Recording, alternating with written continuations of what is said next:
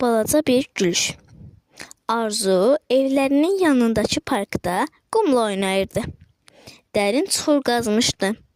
Yaş qumları əlindəki beli ilə vedrəsini doldururdu. O, vedrəni tərsinə çevirib, bax, evimin birinci mərtəbəsi hazırdır, dedi. Öz-özünə danışdığını başqası görürmü deyə ətrafına baxdı. Bu vaxt gözü skamyada oturan qara inəkli kişiyə tuş gəldi. Kişi gözünü yerə dikmişdi.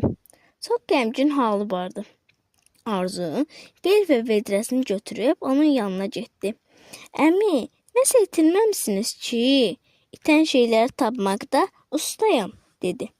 Qara gözlü iştaxan kişi başını qaldırıb, yox qızım, sadəcə xəyala dalmışdım, dedi. Arzu mirvari kimi dişlərini göstərərək güldü. Yaxşı onda, dedi və qumdan olan evini tamamlamaq üçün oynadığı yerə qayıtdı. Əmi bu gülüşdən sonra özünü yaxşı hiss elədi. Uzun müddətdir ki, görüşə bilmədiyi dostunu xatırladı. Skamyadan qalxıb evinə tərəf getməyə başladı. Yolda dostuna zəng edib hal əhval tutdu. Telefondakı köhnə dostu qəhvə zəngə çox sevindi. Həmin vaxt restoranda yemək yeyirdi. Yeməyini yeyəndən sonra ona xidmət göstərən ofisanta xeyli bəxşiş verdi.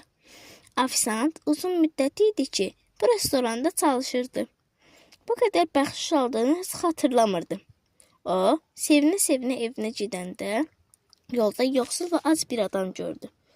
Görəsən bu adam neçə gündür acdır? Pulumu onunla bölüşsəm, bəlkə qarnına yaxşı da doyura bilər, deyib bəxşişin yarısını ona verdi. Kasıb adam həqiqətən 2 gün idi ki, heç nə yemirdi.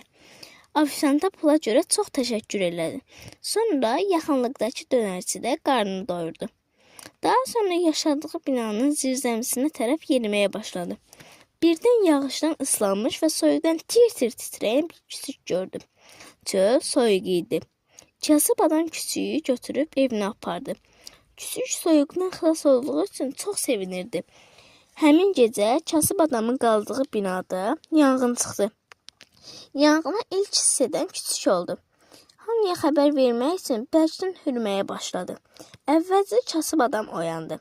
Daha sonra o bütün binadakıları oyatdı. O gecə yanğınından xilas olanların arasında balaca bir qızcağaz vardı. Həmin qızın adı Arzu idi.